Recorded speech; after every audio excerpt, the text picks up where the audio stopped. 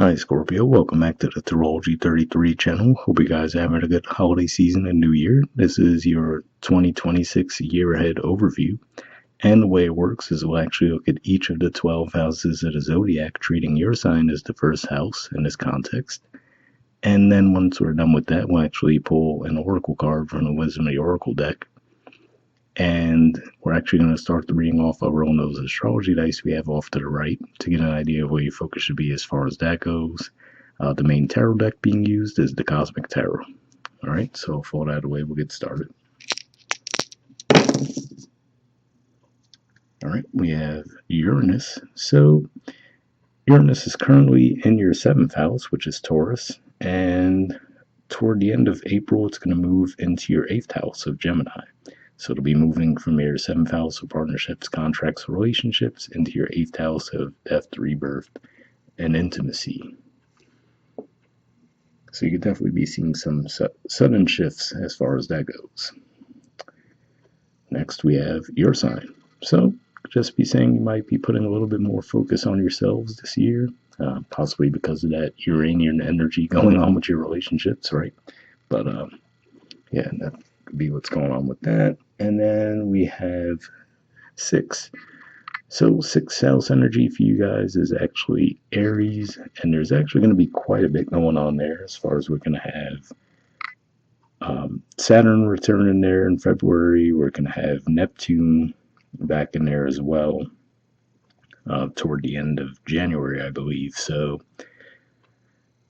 some pretty heavy energies in there, but 6th house in general points to your work, health, and daily routines. So we'll keep that in mind as we go through the main spread as well.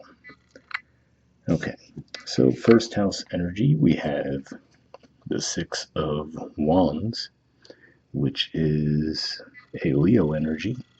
You could see some Leo symbolism with the artwork there, and then what stands out as well, if you look at the symbol on his chest, it's actually the symbol of Jupiter. And Jupiter actually will be moving into Leo around July, I believe. And for you guys, Leo is actually your 10th house of career and social status. So this could just be saying that you might be experiencing some successes around that area of life in 2026. All right, 2nd house energy, we have the 10 of Wands. So this is actually a Sagittarius energy, so that's fitting given that Sagittarius is your 2nd house of finances. So with the fact that we were just saying, it looks like you might have some successes around your career, the downside there is it might be a bit overwhelming, right? So it could just be saying, okay, so a super generic example, you get some kind of a promotion at work, awesome, right? But now there's a lot more responsibility that comes with that, right? So you could just be feeling a little bit overwhelmed at times. But it looks like you will have the power to push through if you would like to. All right. In the 3rd house, which generally points to communications, short journeys, and siblings, we have the 9 of Wands, so more fire energy here. Usually it's a Sagittarius energy for me, but as we could see from the artwork, it looks very much like Leo symbolism again, right? But either way, I feel like this is saying that you might be feeling a little bit more guarded with your communication. On the one hand, you might be more bold with the communication, but at the same time, maybe almost because of that, right? You might feel like others might look at you differently, right? So you might feel like, oh, maybe they're talking about me behind my back, things along those lines there. That doesn't necessarily seem to be the case. But again, like I said, it could just be maybe your communication style is going to be a little bit different and you might not even be aware of it outwardly. And then, you might see other people reacting to that communication, and it might give you some doubts as to if you're coming across the way you intend. Again, like I said, yeah, maybe there is a little confusion there, but overall, for the most part, it looks like you will be getting your point across better than you think. So I feel like it's just more of a perception thing. In the 4th house, we have the 10 of Swords. So generally speaking, 4th house is home, roots, and family. And I mean, this 10 of Swords is pretty intense, right? The artwork, but it does make me think of the fact that for you guys, 4th house is Aquarius, and we have your ruler, which is Pluto in that sign. So could just be bringing a lot more intensity to that area of life. So for some of you, could it mean that, yes, maybe you might get into arguments with family? Of course, right? That could be one way of looking at it. But more so, I feel like this is saying that when you're in your home environment or just maybe just alone in general, you might find yourselves really overthinking things, right? Maybe almost having some obsessive thoughts to where they're actually going to be bothersome to you. So you might actually, because of that, you might try to get yourselves around more people this year than you might normally do.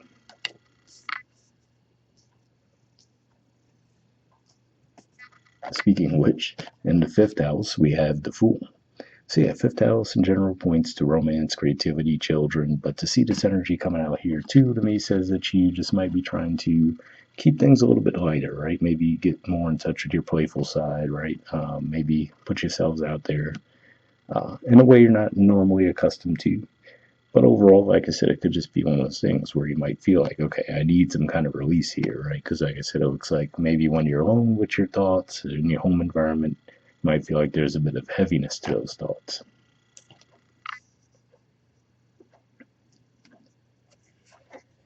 All right. In the sixth house, we have the Hierophant. So this is actually the major arcana card for Taurus, which is your natural seventh house. But to see this come up in the sixth house here could just be saying that maybe you could actually experience some elevated success if you really do rely on your intuition a little bit more this year. Maybe things that you just intuitively know, right? So maybe you haven't been formally trained in these things, but you just have this strong instinctual feel for them. I feel like this is saying that it might be a good year to trust those things when you're in this environment. So again, like we said, sixth house could be work, daily routines, but health as well. So if you intuitively feel, like your health is a little out of whack, but you feel like you might know the way to approach that to get it back on track, I feel like this is saying you could rely on that too.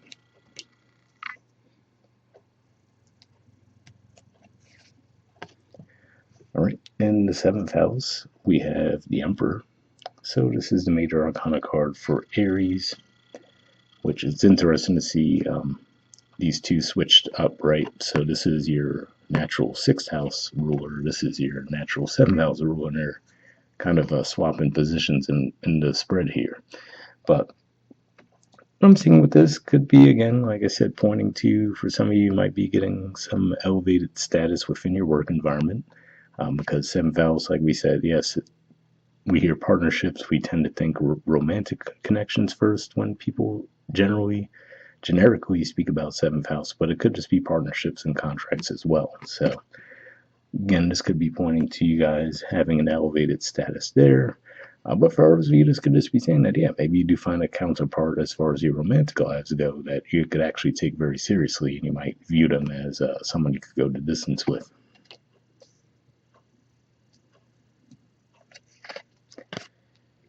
In the eighth house, we have the Seven of Cups. So this is actually a Scorpio energy here. And you guys, of course, are the natural rulers of the eighth house as well. So interesting to see this come up here. Primarily what I'm getting with this, to me, goes back to what we were saying as far as Uranus goes. How we'll be moving back into your eighth house. So I would say, looking at this, just be mindful around investments this year, especially as we progress toward the second half of the year, right? Because what I'm getting, when you have Uranus in the eighth, you might have this investment that might skyrocket, like, oh, I just put in X amount of dollars and it ballooned into this crazy amount almost instantly, right? But true to Uranus energy, it could also go the other way very quickly as well. So I feel like this is saying, just try to be clear eyed about any investments you do make, So yes, things might look great one moment, but just don't count on that, right? And think of it as set in stone because they could also flip and back and forth, So it might not just be a single huge spike and a single drop. It could be a bit more of a roller coaster. So you might have to even either decide to just stick with it, right? The ups and the downs, or maybe when you reach a peak, you might want to consider at least diversifying investments a little bit this year.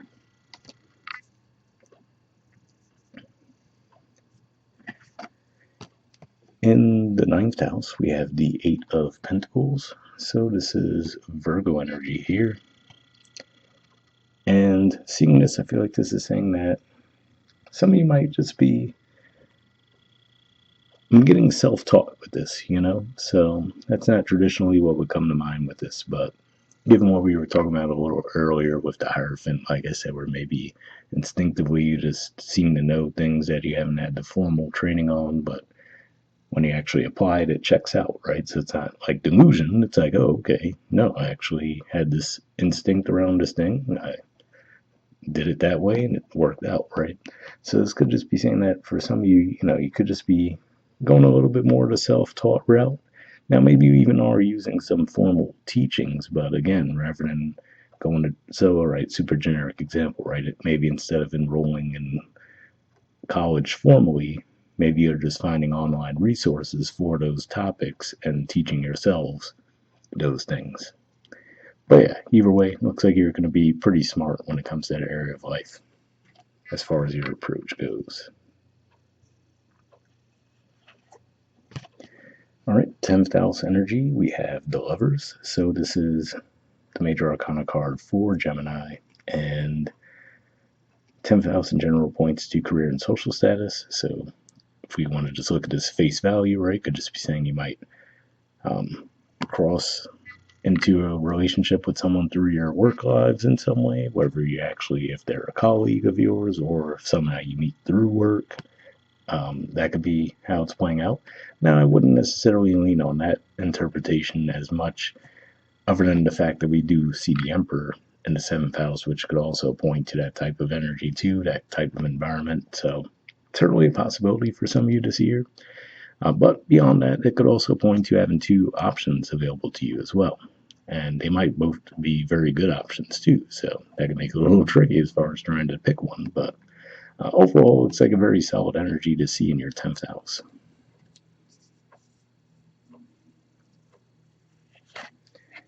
All right. In the 11th house, we have the Six of Cups. So this is also a Scorpio energy here. So for some of you, this could just be saying that maybe there's going to be people returning from your past. Now, with the artwork, usually the Six of Cups energy in the majority of decks has a very light, playful energy to it, almost a youthful energy to it. And here, those are some interesting facial expressions there. So this could just be, for some of you, maybe an unwelcome return from the past. But yeah, for some of you, this could be playing out in a more positive way. But maybe there's this friction there of maybe one of you wanted to move in a romantic direction where the other would rather stay friends. It could just be one of those kinds of things.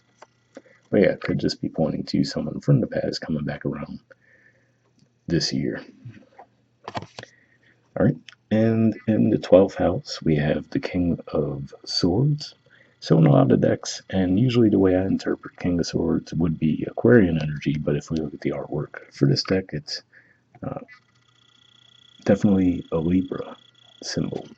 And what's interesting about that is something similar happened with Cancer's reading that I just did too, where their 12th house energy came up as Gemini, which is their natural 12th house, and for you guys, Libra is your natural 12th house.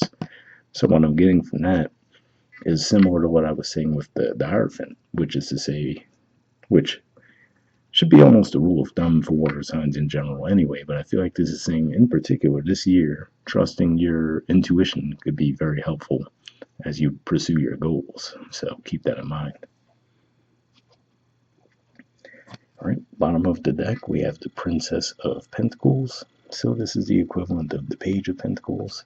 So yeah, so this could just be saying that when it comes to finances, maybe you might feel like it's a bit new and fresh to you guys to an extent, right? So, like we said, from what I'm seeing here, there could definitely be the potential for some kind of elevation within your work. But with that, right, it's a new approach to things, right? So if you're in one position in a company, but then you get a promotion, now you have different roles and responsibilities with that, right? So obviously they gave you the position because they knew you were qualified, but now you have to learn a new skill set within that, right? So could just be what you're feeling this year. But overall, like I said, it looks like even if you go a bit more the self-taught route, or again, like we said, relying on your instincts and intuition a little bit more, it looks like that could be paying off for you guys this year. But we'll see what the Oracle card adds to the mix. So Like I mentioned, we're going to pull a card from the Wisdom Oracle deck. I'm just going to give this a few shuffles, put the deck down, and we'll pull a card.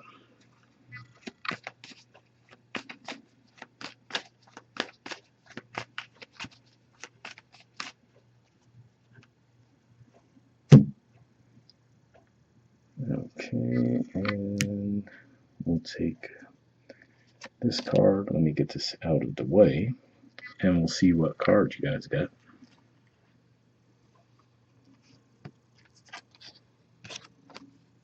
Alright, we have Treasure Island. There's the artwork, and the number is 9. It's interesting to see that, and then your 9th house, you have Pentacle energy, but we'll see what it says.